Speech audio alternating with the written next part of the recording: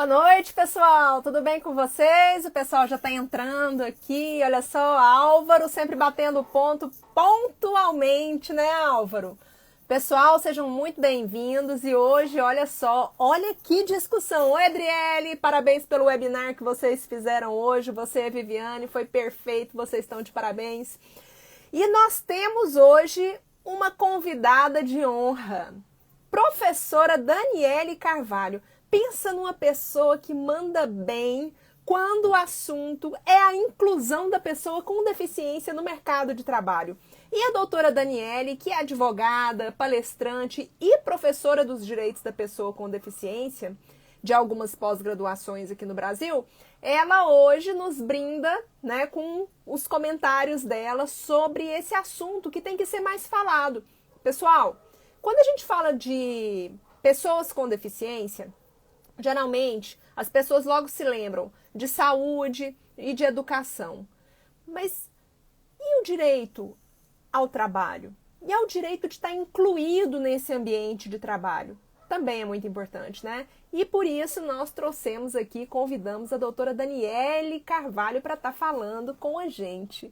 Vamos ver se ela não se convidou aqui para entrar, mas ela já está aqui.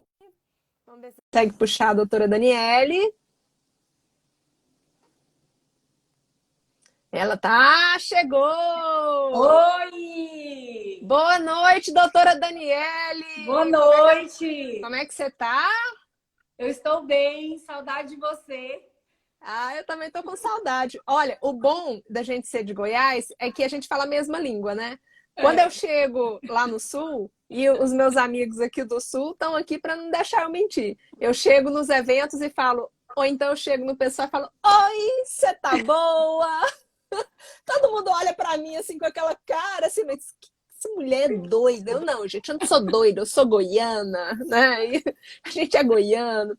Doutora Daniele, muito bem-vinda aqui no Direito e Inclusão. É uma honra termos você aqui com a gente. E hoje a gente está falando de um assunto muito instigante, um assunto que é pouco falado e que tem que ser mais falado. Olha só, a gente está em plena pandemia, né? As pessoas estão perdendo o emprego. Imagina as pessoas com deficiência. Hoje, nós temos aí as cotas nas empresas, elas estão aí correndo perigo. E aí, como é que fica isso, né? E vamos começar aqui falando do Álvaro, tá? Porque o Álvaro, ele É um exemplo, o né? É um nosso, exemplo o nosso nós. seguidor mais assíduo. O Álvaro, ele é o primeiro a entrar, o último a sair de todas as nossas lives, né? O Álvaro tá aqui, ó. Ótimo saber que vou assistir essa live tão interessante de vocês duas. Muito obrigada. E nós temos alunas nossas aqui também, alunas queridas. A Adriele já entrou, agora entra a Neide, a Viviane, a Letícia. E olha só, gente, vamos começar falando de uma coisinha bem básica. Doutora Daniele, como que é o acesso hoje da pessoa com deficiência no mercado de trabalho? Porque olha só, já não está fácil para ninguém. No ano passado, contabilizava-se cerca de 13 milhões de brasileiros desempregados. Dentre esses brasileiros desempregados, nós temos pessoas com pós-graduação, mestrado, doutorado, pós-doutorado. E para pessoa com deficiência, como é que está a situação? Vamos lá. Primeiro, eu quero agradecer. Que bom que os nossos ponteiros aí acertaram, né, e deu certo da gente marcar a live. Um pouco em razão da minha resistência com a tecnologia. Eu falo sempre que eu fico tão aflita que depois, quando eu percebo que eu já estou usando demais a Eduarda, né, eu falo, não, agora é a hora de aprender. Então, que infelizmente a gente podia até ter marcado antes, mas em razão da minha resistência, isso foi deixado para esse momento, mas curiosamente, no momento que a gente está falando hoje também, né, esses últimos dias, sobre essa MP, né, em relação ao trabalho também, ao mercado de trabalho, que gerou um burburinho nas redes sociais, de manifestos, tanto por parte do Conselho Nacional da Pessoa com Deficiência, da própria OAB. Então, isso tem sido um momento assim, de muita reflexão. E quero também pontuar aqui a minha admiração pelo seu trabalho. Doutora Tatiana, falo tanto isso para você e reafirmo, né? A gente acha que nós estamos aí próximas desde 2016, né? E é sempre um grande prazer e cresço muito com você sempre. O que Idem. fazer? Obrigada. O que fazer com o acesso das pessoas com deficiência, né? Não só no período de pandemia, né? A gente percebe esses índices de pessoas com deficiência no mercado de trabalho, ele só vem crescendo após uma pressão por lei de cotas, após a própria lei brasileira de inclusão, que aí o tema ficou mais discutido, né? Então, isso vem caminhando e eu acredito que retrocessos nós não teremos, né? Isso até pontuando em relação a essa MP, que eu acredito que não vai para frente, tomara, né? Mas o acesso da pessoa com deficiência, ele veio desde o ano de 91 com a publicação da Lei de Cotas. Ela tem esse nome, né, vulgarmente conhecida como Lei de Cotas, mas ela é a Lei 8.213 de 91, que no seu artigo 93 elenca os percentuais de profissional com deficiência que deve conter dentro de uma empresa a partir de um número de pessoas sem deficiência naquele quadro. Então, a partir de 100, né, empresas com mais de 100 funcionários, ela já precisa ter um percentual, e aí vai progredindo, né? De 100 até 200. Depois, de 201, né, e vai só crescendo o número de percentual daquela empresa. De 201 a 500, 3%. De 501 a 1.000, 4%. E de 1.001 em diante, 5%. Então, o acesso, ele vem inicialmente, a gente falando da iniciativa privada, por meio da cota, né, vinda da Lei de Cotas, Lei 8.213. Mas ele também, já que não só a iniciativa privada tem que cumprir as cotas, mas o Estado também precisa dar o seu exemplo, né? Então, no Estado, nós temos o acesso da pessoa com deficiência por meio de concurso público, né? E nós temos os desejados também cargos em comissão, que aí tem uma discussão que daria outra live, né? Mas nós temos aí os cargos por meio de concurso público, o acesso aos concursos públicos, um percentual de 5% a 20%, um percentual mínimo de 5%, que foi importante também. Esse percentual do mínimo de 5%, ele veio com um decreto 9.508. E é importante, porque senão coloca só, né? Coloca um percentual ainda menor. Mas então os concursos públicos você tem que ter um percentual de no mínimo 5% e de no máximo 20% de cota para pessoa com deficiência. Então são essas as formas, né, do acesso. É claro que aquelas empresas que têm menos de 100 funcionários, por favor, né? Não tem, ainda que não há um cumprimento, uma obrigatoriedade legal, mas há uma função social também, né? Não significa que uma empresa de 50 funcionários, de 80 funcionários, que não seja uma empresa considerável. E ela pode, no cumprimento dessa função social, também contratar uma pessoa com deficiência. Mas a obrigatoriedade são para aquelas com mais de 100 pessoas, 100 funcionários. Beleza, e conta pra gente aí quais são os principais obstáculos que a gente está encontrando aí para a gente poder alcançar essas cotas. Eu tô com tanta saudade dos nossos cafés que eu fiz um cafezinho aqui. Obrigada. Tintim, para comemorar esse momento. As barreiras, né? A gente fala muito assim, a própria LBI, a Lei Brasileira de Inclusão, ainda que você tenha os seus seguidores, né, tenham um acesso muito constante, né, a esses termos, mas para aqueles que estão chegando agora, eu sei que minha mãe saiu disseminando o convite da live, né? Mostrando a minha participação aqui hoje. Estou vendo aqui minhas primas todas, né, colocando mãozinha. E os nossos amigos também estão todos aqui. Os nossos amigos, sim, da comissão, doutor William. Estou vendo todos aqui. Maíra, Cleiton, da Comissão Nacional, está aqui também. Olha só, muita gente boa. As nossas alunas, né, da pós, muito bom. Então, ainda que a própria Lei Brasileira de Inclusão, então, nivelando conhecimento, né, para aqueles que não são da área, Lei Brasileira de Inclusão é uma lei que é um divisor de águas na vida da pessoa com deficiência. Eu gosto muito de falar isso. E ainda que a gente tenha muitos conceitos que precisam ser maturados, melhor esclarecidos, né, melhor regulamentados na Lei Brasileira de Inclusão, mas ela é o carro-chefe, né, dos direitos da pessoa com deficiência. Não significa dizer que as leis anteriores caíram por terra, não significa dizer que essa Lei Brasileira de Inclusão não pode ser mudada, né? Nós já tivemos algumas alterações nessa legislação, até porque o direito é vivo. Aí eu brinco com as minhas alunas, vivo e lindo.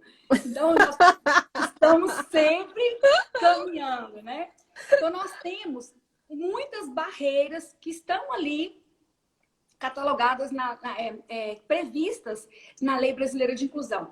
Barreiras arquitetônicas, barreiras urbanísticas. Vamos imaginar como é para uma pessoa com deficiência chegar até o seu trabalho, né? Eu falo sempre que no nosso dia a dia, você que eu diga, né, Tati, você com as suas 523 atividades por dia, né? O que fazer com o Theo? O que fazer com a Ana Tereza? Né? O que eu tenho que fazer até chegar no trabalho? Como é que está a gasolina do carro? Como é que vou chegar ao acesso, mas aquela via está interditada? Se nós pensamos isso no nosso dia a dia, imagina como que é lidar com isso sendo uma pessoa com deficiência, né? Com todos esses revés, né? E aí são as barreiras urbanísticas, são as barreiras de transporte, as barreiras de comunicação. E a barreira arquitetônica, que é chegar a esse local de trabalho. A gente fala assim, a pessoa sem deficiência. Nossa, eu fico num lugar, até eu ir ao banheiro, eu vou de salto, é ruim. Imagina como que é isso no dia a dia da pessoa com deficiência, no ambiente de trabalho dela, né? Com tantas limitações, né? Limitações e deficiências todos nós temos, mas é claro que a gente sabe que eu estou considerando aqui, né? Nós somos adultos aqui, a gente sabe que a pessoa com deficiência tem maior dificuldade mesmo, tem mais limitações. Então, essas barreiras, elas precisam ser avaliadas também no mercado de trabalho. E não bastassem essas barreiras que estão previstas na Lei Brasileira de Inclusão, nós temos as barreiras atitudinais, que também está prevista na Lei Brasileira de Inclusão. E essas são terríveis. Talvez essas são as piores. Porque elas também são geradoras das outras. Com certeza. Você falou tudo, Tati. Por quê? Quando a pessoa... o desconhecimento, ele te causa um distanciamento, não é? Um desconhecimento da capacidade do outro, o desconhecimento das habilidades que podem ser desenvolvidas pelo outro, ele te causa um distanciamento do outro. E aí, quando a pessoa não quer se interessar, não quer aprofundar, não quer conhecer, é muito mais difícil, né, de que essas coisas, essas barreiras sejam rompidas. Então, nós temos barreiras atitudinais de toda sorte, né? A questão de gestores de RH não terem a noção do número de pessoas com deficiência que tem no Brasil, porque nós estamos conversando aqui com pessoas que têm ao menos interesse pela área, né? São seguidores de Direito e Inclusão. Todos os nossos seguidores aqui são todos interessados, motivos de orgulho. Todo mundo que está aqui, ó, é motivo de orgulho, porque está aqui, está interessado. Com certeza. Quem não está interessado passa longe da gente. É isso. E aí, é natural das áreas que nós temos afinidade, seja por questões de trabalho, seja por questões de humanidade, né? de querer um mundo melhor, uma sociedade mais justa, inclusiva e participativa, mas nós temos, é claro, as nossas afinidades com os temas que a gente carrega, que a gente tem que brilha os nossos olhos, né? E aí, quando você não tem o conhecimento, você se distancia disso. E aí, quando eu falo para você que um dos mitos, né, da não contratação da pessoa com deficiência, do não cumprimento do número de vagas, de cotas, nós podemos elencar o desconhecimento da quantidade de pessoas que existem com deficiência. E nós temos aí um número, né, no censo demográfico de 2010, de 24,9% da população, que é um número considerável. Então, não falta gente. Depois, nós temos outro grupo de gestores, ou associado, ou outro grupo, que acha que não tem qualificação. Dani, só um minutinho.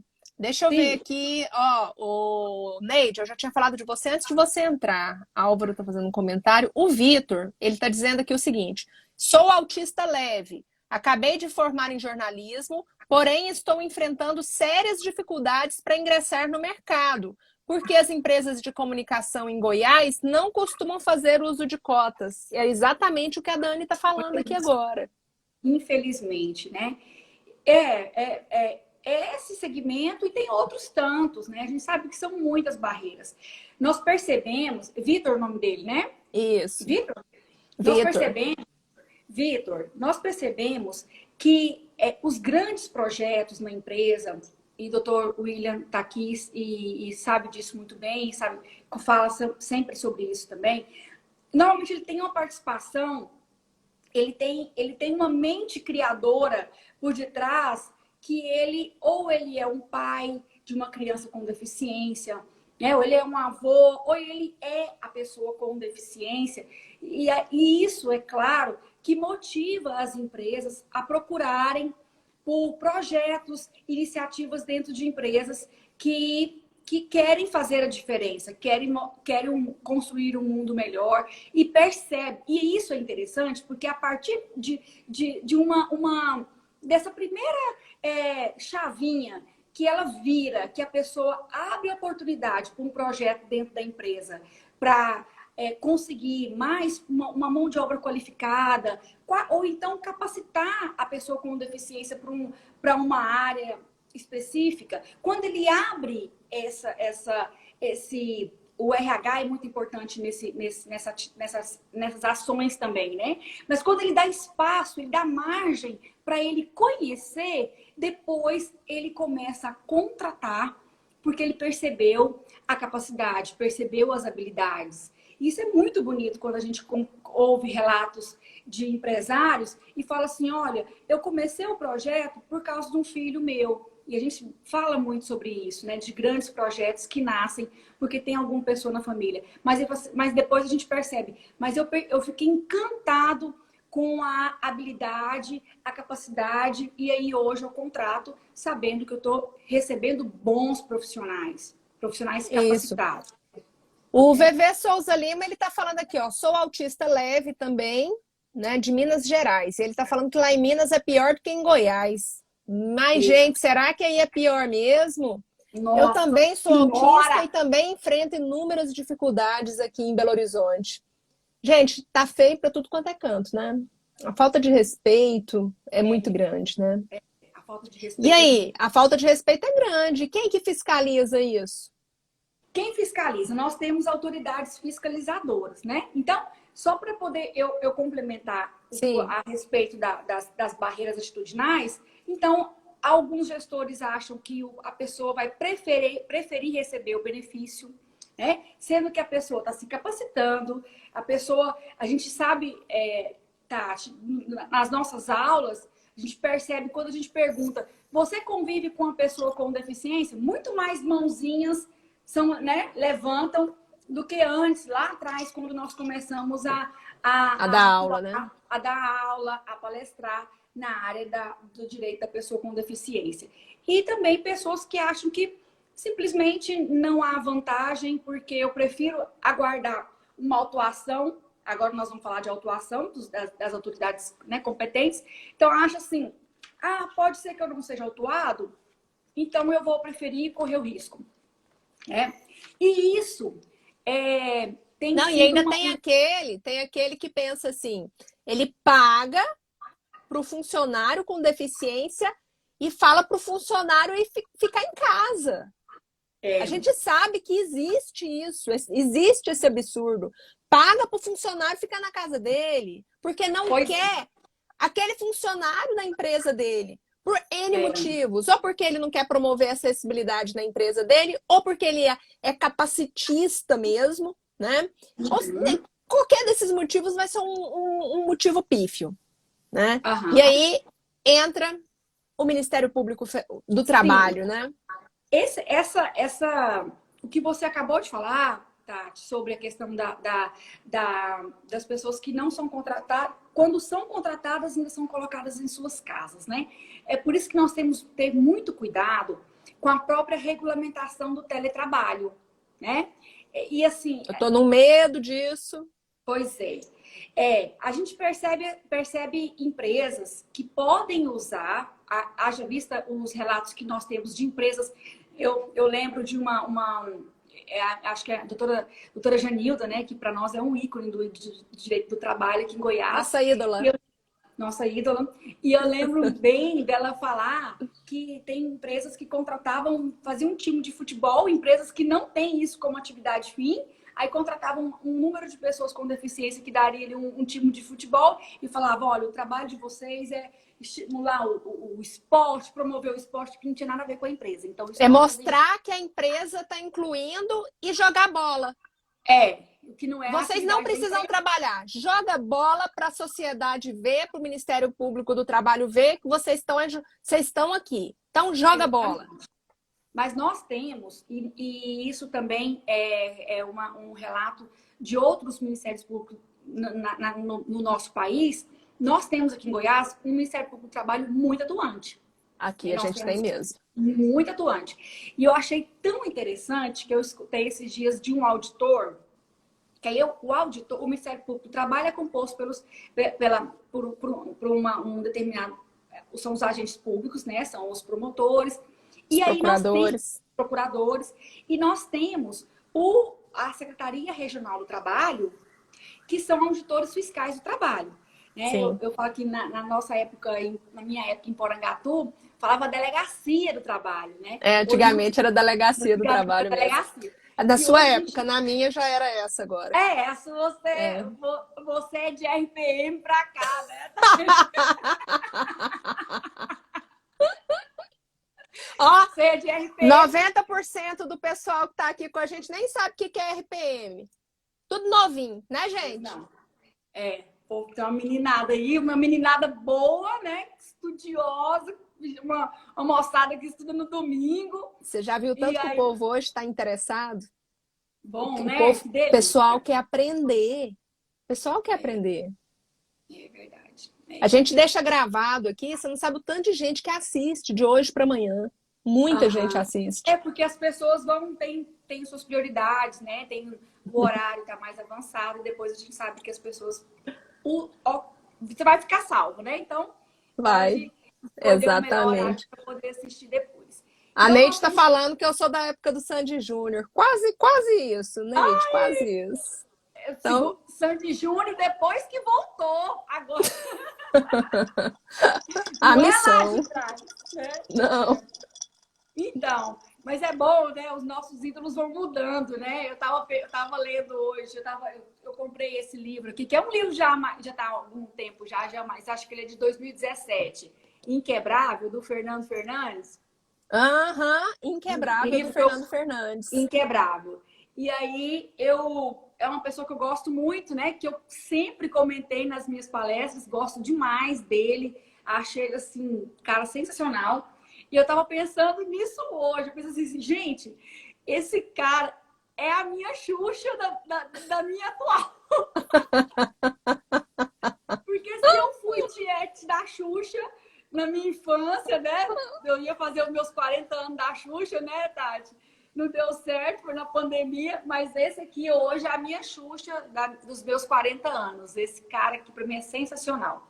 Então, é nós com os nossos ídolos, né? A gente muda os nossos ídolos, né? A gente vai mudando. Os nossos admiradores, as pessoas que a gente admira.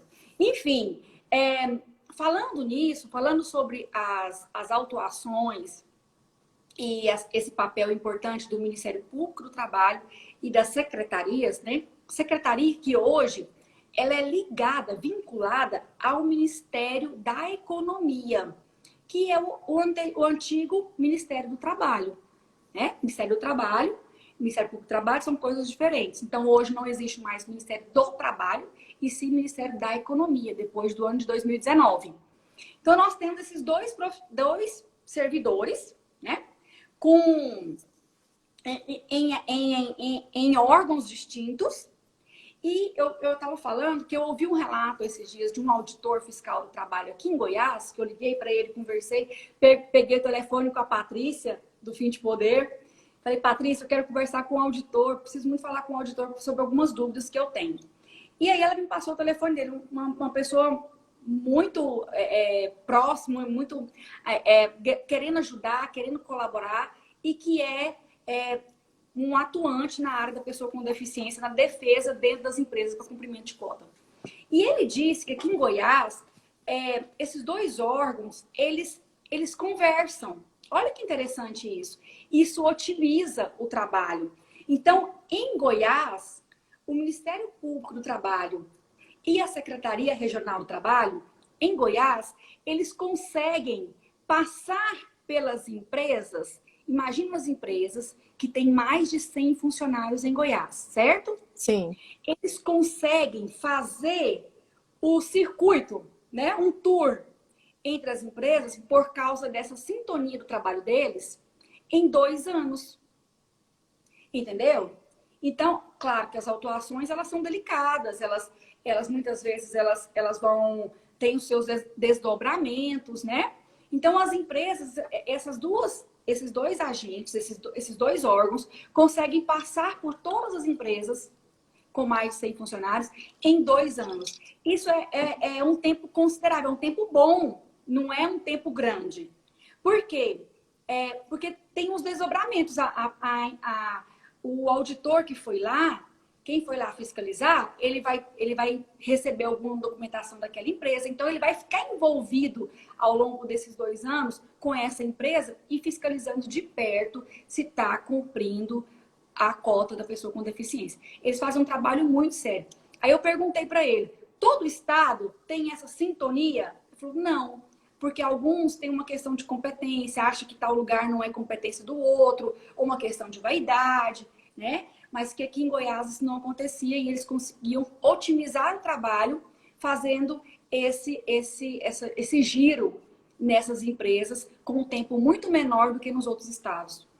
Certo. Mais cedo você estava falando dos gestores de RH, dos gestores de recursos humanos, né? Uhum. Ô, Dani, qual que é o papel desses gestores de RH? Porque a gente sabe que toda empresa, né, ela tem o departamento dela lá de recursos humanos, eles que vão estar ali fazendo a seleção de quais são os empregados que vão entrar naquela determinada empresa, né? Qual que é o papel deles para a inclusão da pessoa com deficiência? E será que esse gestor de RH, ele está realmente munido da legislação vigente? Vamos lá. O gestor de RH, ele tem um papel crucial na integração. Por quê? Uma coisa é você ter a pessoa cumprir a cota. E ter a pessoa na sua empresa cumprir a cota por cumprir, não é fazer a verdadeira inclusão. Não é o que diz a lei, né? Nós temos o artigo 34 da Lei Brasileira de Inclusão, que fala que o ambiente tem que ser acessível e inclusivo. Ele não fala acessível ou inclusivo. Ele fala acessível e inclusivo. Quem faz essa inclusão, o papel crucial é do pessoal do RH, dos gestores de RH. Por quê? Porque não adianta eu falar para você que a Lei Brasileira de Inclusão diz isso, prevê isso. Ah, ótimo, beleza.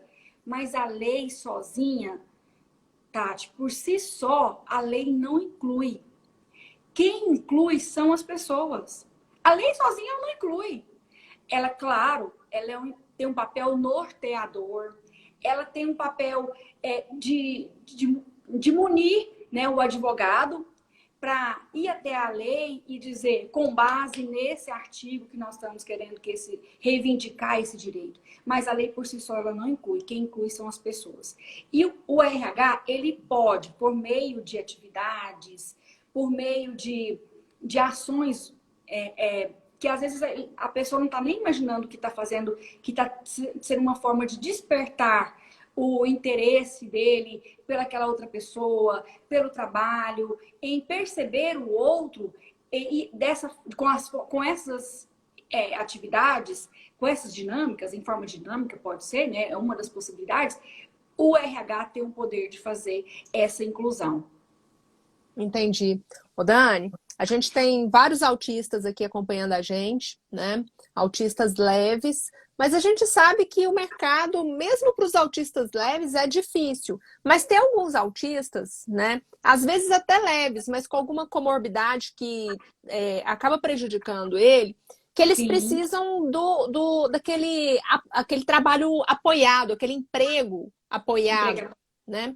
Fala um pouquinho aqui pra gente. Aqui nós temos pessoas com deficiências, nós temos familiares, nós temos advogados, nós temos nossos colegas, como o Dr. William aqui, da comissão da OAB de Goiás, da Comissão Nacional da OAB, também tem aqui o Dr. Cleiton. E aí, como é que é essa questão do emprego apoiado? E esse emprego apoiado, ele pode ser para qualquer pessoa com deficiência, ele seria para qualquer pessoa com deficiência intelectual? No caso aqui, eu falei dos meninos aqui, que são autistas leves, mas eu acredito que eles não tenham DI, né? Mas a gente sabe que a gente tem uma grande parte, né? Hoje eu estava vendo que um último estudo que fala de 40% dos autistas têm DI, né? 40% deles têm DI, que é a deficiência intelectual. Então, e a gente tem também o pessoal da síndrome de Down, que a gente tem uma parte também que tem deficiência intelectual. Nós temos pessoas com paralisia cerebral também, que alguma parte tem deficiência intelectual. E aí, esse emprego assistido, apoiado, né? Qual que é o termo? Eu não sei se é assistido ou apoiado. Apoiado. Ele é para a pessoa com deficiência intelectual, para a gente saber onde que a gente está. Vamos lá. Nós temos o artigo 37 na Lei Brasileira de Inclusão, o artigo 37, o parágrafo único desse artigo, ele elenca inúmeras atitudes, ações que podem ser feitas para que tenha um melhor, né? Para que esse emprego apoiado seja o quê? Um facilitador. Nós sabemos que tem a pessoa que dada a colocação competitiva, né, que tem no mercado, a pessoa com deficiência que tem maior dificuldade, né, de ser inserida no mercado de trabalho, em razão da sua deficiência. A lei, ela não veio assim, olha, o autista grave, entendeu? A lei, ela fala isso. Pessoa com deficiência com maior dificuldade de inserção no mercado de trabalho. O artigo 37, parágrafo único, fala dessa forma. Ele não nomeia qual que é essa deficiência. Ele diz que é a pessoa com deficiência com dificuldade de inserção no mercado de trabalho. É claro que esse parágrafo único do artigo 37, ele precisa ser melhor regulamentado. É uma parte que precisa ser melhor regulamentada da lei, como tantos outros artigos que foram sendo melhor regulamentados ao longo do tempo, né? Desde a publicação da Lei Brasileira de Inclusão. Na prática, como é que acontece? O Álvaro poderia aqui dar uma excelente explicação sobre esse tema. Porque ele trabalhou em uma empresa que faz esse trabalho de emprego apoiado, não é mesmo, Álvaro? Ele sabe falar isso muito bem. Essa empresa que proporciona, que é um local facilitador, que é um local onde vai trabalhar as habilidades da pessoa com deficiência com maior dificuldade, aí está a questão que eu falo sempre da maturação dos conceitos, né? O que é a pessoa com deficiência com com maior dificuldade? Então, por isso que eu falo que sempre que o artigo 37, parágrafo único, ele precisa ser melhor regulamentado, por causa desses termos da lei. A lei tem muitos termos, ainda que traga no seu, na parte inicial, conceitual, muitos conceitos, ainda assim tem muitas questões que não são bem detalhadas. Por exemplo, adaptação razoável. Você sabe que eu faço estudo de acessibilidade em cidades históricas, né? Acessibilidade da pessoa com deficiência em cidades históricas. Aí a lei vai e me coloca lá, tem que ter adaptações razoáveis. O que é razoável dentro de uma cidade que não é histórica? E o que é razoável dentro de uma antiga? Tudo de pedra. Então, né? Não dá para colocar um elevador elétrico naqueles prédios. Isso. Então, assim, essas questões, elas vai muito do que a gente fala, da boa vontade, de quebra de barreiras atitudinais, né? Isso porque isso inviabiliza tantas outras coisas. Então, nós precisamos de maturação de conceitos. E no caso do emprego apoiado, é bem essa questão. O que acontece? Quando nós temos aqui em Goiânia o Espaço Vida. A pessoa com o autista, eu não tenho certeza se lá foram feitos os trabalhos tão somente com autistas, mas eu tenho certeza que autistas graves participaram desse projeto, junto à Rede Santa Marta, e aqui nós estamos fazendo, se fosse para poder fazer propaganda, né? A gente nem conhece os donos de lá, né? Nem conhecemos, mas assim, nós temos que divulgar os projetos. Os bons exemplos. Aquilo que é bom é igual projeto de lei. É bom, a gente copia. Exatamente. Não é? E para não ser parcial, nós temos também o projeto da Drogazil, que cada loja, cada unidade da Drogazil, chama-se programa lado a lado. Cada unidade da Drogazil deve ter uma pessoa com deficiência dentro da sua unidade. Então, seja atendendo, seja no estoque, não interessa. Seja no caixa, tem uma pessoa com deficiência. E então, o emprego apoiado, vou dar esse exemplo da Rede Santa Marta.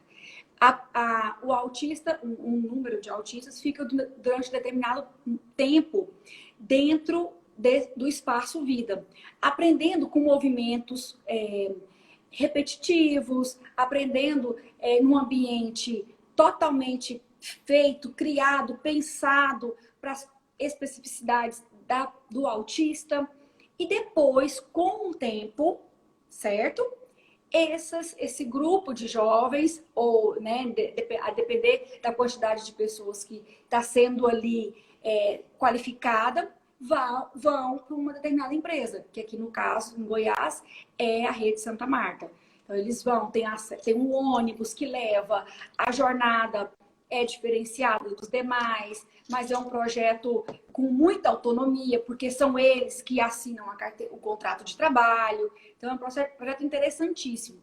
Para isso, para mostrar que com a pessoa com deficiência, ainda que com maior dificuldade, há possibilidade, sim, de ser feito um trabalho com um emprego apoiado depois, para que ele faça essas atividades ali elaboradas, ali trabalhadas no local de trabalho. Certo, Dani. É isso. E agora a gente está já caminhando para o final. Vamos falar daquele empresário, tá? Aquele empresário ali, micro, pequeno empresário, porque a gente estava falando de um número aqui, de quando a gente fala de cotas, a gente está falando de uma empresa maior, porque tem até o mínimo de cotas para colocar é a partir de 100 funcionários, né? Uhum. Então vamos falar da micro e da pequena empresa que tem menos de 100 funcionários. E esse empresário, né, esse microempresário, esse pequeno empresário, ele quer colaborar. E aí, como que ele faz? Ok. Ele pode contratar uma pessoa com deficiência, não tem problema nenhum. Obviamente. E olha, tem um dado... Mas ele pode fazer um programa... Sim, vamos falar sobre isso. Tem várias possibilidades, né? basta querer. Primeira coisa, né? Querer. Isso vale para todas as questões voltadas à pessoa com deficiência, que é o nosso tema aqui. Acho que isso vale para a vida. Você sabe o que que é o pior? O pior que a gente vê nos empresários? Sim. Capacitismo. Do menor até o maior. O problema é o seguinte: o médio e o grande, que vão abarcar aí esses mais de 100 funcionários, eles têm que cumprir, a lei está mandando. Mas, então, assim, ele pode ser capacitista, mas ele tem que fazer. Né? E aí, como é que a gente pega aí o micro e o pequeno? Ótimo. Vamos aos números. Nós temos, vergonhosamente, o número de 7% de empresas que contrata pessoa com deficiência. 7% das pessoas com deficiências contratadas no Brasil, 93% delas estão em empresas com mais de 100 funcionários. 93% delas. Só 7% dessas pessoas contratadas com carteira assinada estão em empresas que têm menos de 100 funcionários. Ou seja, sem a lei de cotas, não há contratação da pessoa com deficiência. Isso é um dado, assim, claro e evidente e terrível, né? Então, 7% das carteiras assinadas de pessoa com deficiência estão na empresa com menos de 100 funcionários. Então, eu acho que é mais um motivo, né?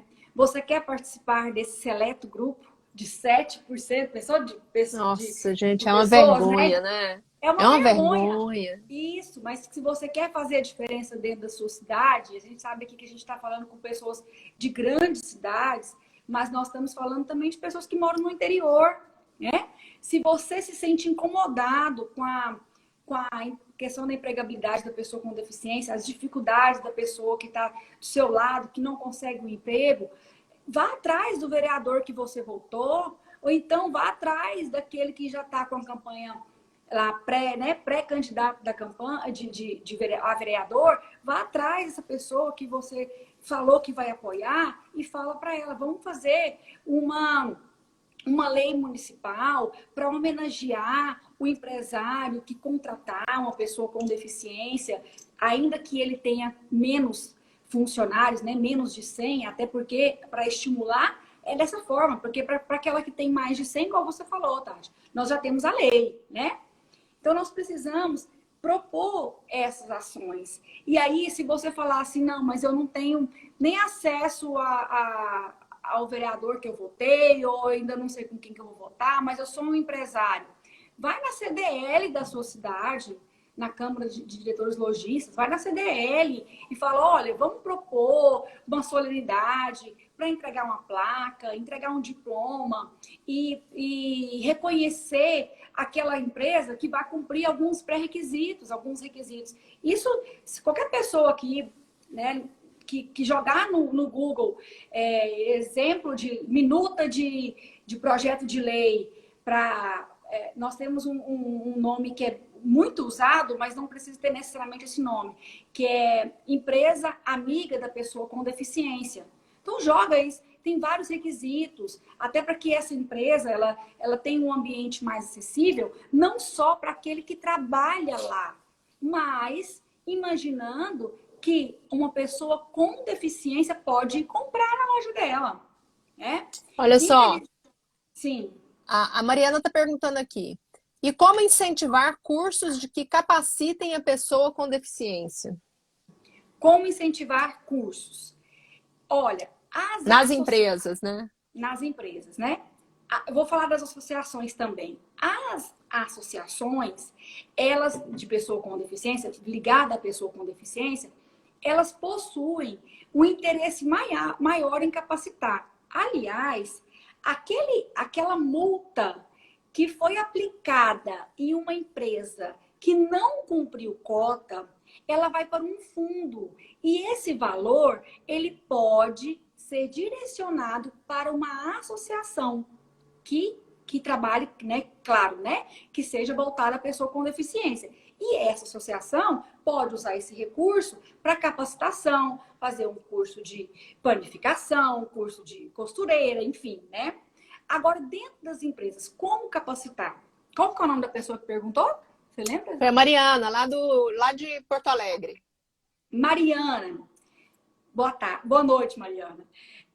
Essas empresas, o que ela pode fazer? As empresas, quando elas promoverem os cursos de capacitação, de formação dentro da empresa dela, ela não pode deixar de fora a pessoa com deficiência. Aliás, então assim, ela não precisa ela pode fazer o curso de capacitação para todos, mas a pessoa com deficiência, ela deve ser incluída. Então, eu não posso fazer o curso de capacitação, vai ser lá no terceiro andar, que não tem acessibilidade. Não, tem que ser de forma inclusiva.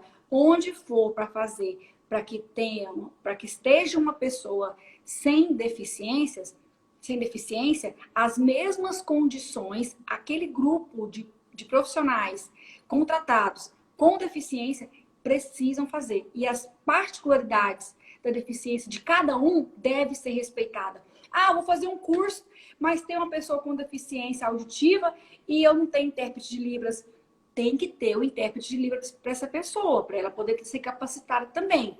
E detalhe, se esse curso for depois utilizado como forma de promoção dentro daquela empresa e não foi dada a devida inclusão para aquela pessoa com deficiência, esse curso ele não pode ser usado como pré-requisito.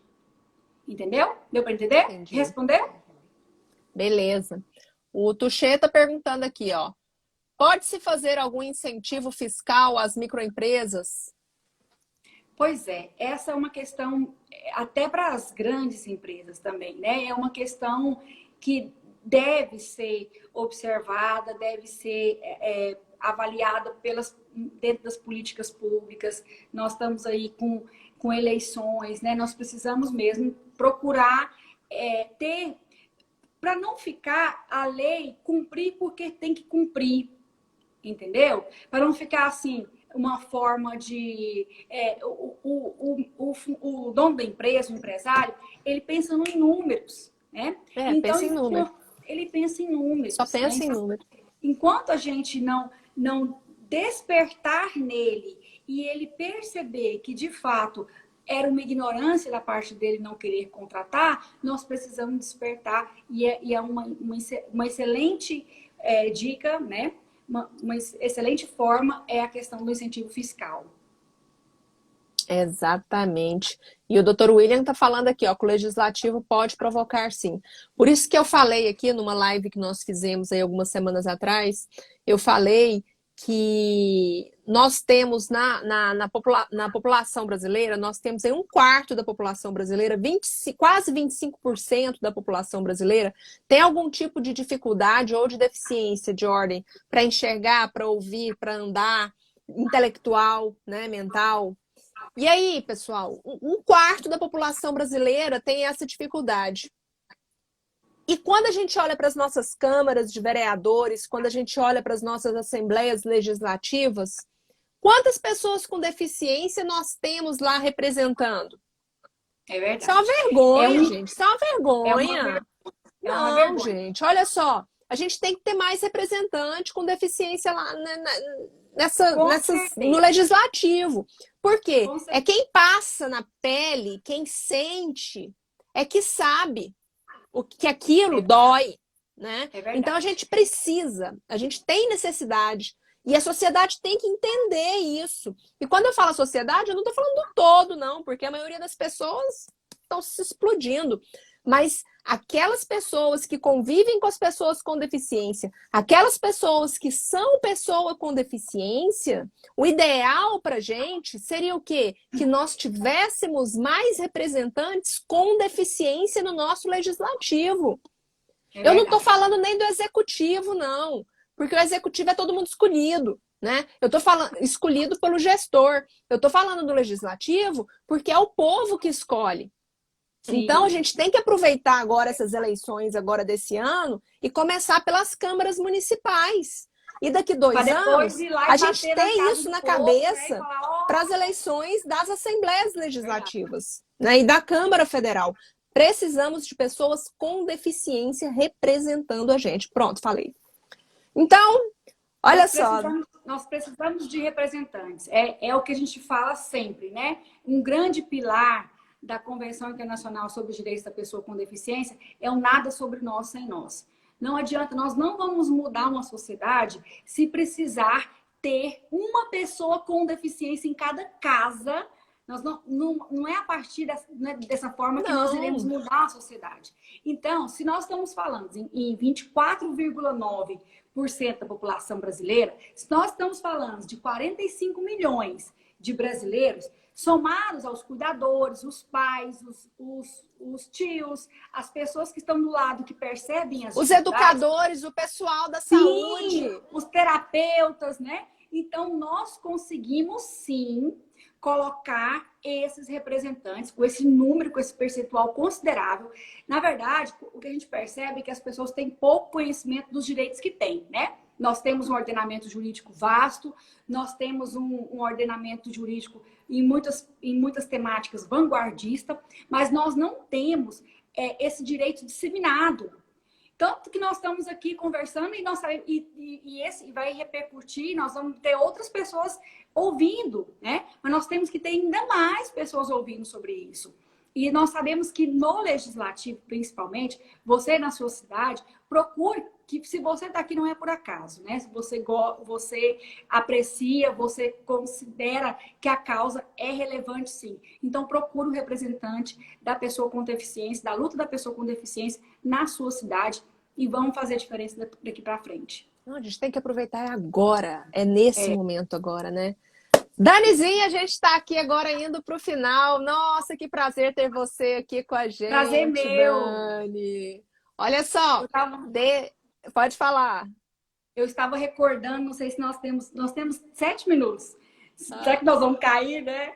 Vai derrubar a gente. Mas eu estava recordando hoje, né, antes de começar, de quando nós começamos uma conversa, né? Eu lembro bem, nós temos uma grande amiga em comum, que é a doutora o Ebert Lorena, está aí também, ó. o Ebert também, meu querido primo. E nós temos uma grande amiga em comum e ela falava assim, você precisa conhecer a Tatiana, você precisa conhecer a Tatiana, a doutora Lorena falava, né? E eu lembro, eu sentada num salão, eu peguei o telefone, falei, eu vou ligar para a doutora Tatiana, e o Facebook só permitia 5 mil pessoas, seguidores, ainda é Não te assim? cabia lá mais. Não me cabia. Aí eu sou cara de pau, né? Eu falei, eu vou ligar para a doutora Tatiana, eu vou falar para ela tirar uma pessoa lá e me colocar. E assim que eu fiz. Eu sou a Daniele, você não me conhece, não, mas eu sou amiga da doutora Lorene, deixa eu ser a seguidora. E aí foi tão bom, né? Nós já caminhamos tanto juntas. Nós temos um parceiro aí também que me fez ver o direito da pessoa com deficiência, ainda que eu atue desde 2014 com os grupos de estudo na área da pessoa com deficiência. O Dr. Ebert me apresentou, me convidou para a comissão e logo em seguida para coordenar a subcomissão de educação, e foi quando eu comecei a enxergar a pessoa com deficiência também como uma forma de atuação profissional, e é o que brilha meus olhos, e eu devo isso muito ao Dr. Ebert. Agradeço de todo o meu coração, meu primo amado. Obrigada, Dani. Olha só, deixa como mensagem final, deixa um recadinho para aquela pessoa com deficiência que ainda não entrou no mercado de trabalho. Ótimo. Eu quero dizer que você não será um dependente do BPC. E ainda que você precise, porque também não é demérito, ainda que você precise, o BPC ele é suspenso apenas. Você não perde o direito caso você não dê certo na empresa que você for contratado. Capacite, se qualifique, mostre para aquelas pessoas que você veio para fazer diferença. Agarre com muito amor a oportunidade que você tiver. Eu acredito muito, eu acredito de verdade no que eu falo. E cada vez que eu vou falando, que eu vou acreditando mais do que eu falo, eu vou falando alto, não sei se seus ouvidos aí. Eu fiquei com medo de estourar os seus tímpanos aqui na hora que eu me empolgava. Mas eu acredito muito no que eu falo. E eu quero dizer para você que não se preocupe com medida provisória, retrocessos nós não teremos. E sempre nós estaremos aqui para apoiar, para disseminar e para dizer, vai dar certo. É isso, meu Amém. recado. Amém. Dani, um beijo para você. Muito obrigada. Obrigada Valeu por todos que ficaram demais. até agora. Foi ótimo. Muito obrigada. Um beijo. Obrigadão, Dani. Vai com Deus. Olha só, gente. Legal, né? Mas eu vou trazer a doutora Daniela aqui de novo para a gente falar da próxima vez sobre o ambiente de trabalho nas empresas. O ambiente para a pessoa com deficiência. Tá achando que a gente tinha esquecido de falar disso? É porque isso vai ser o objeto de outra live, tá bom? Gente, beijo grande para vocês e até semana que vem, tá bom? Tchau, tchau!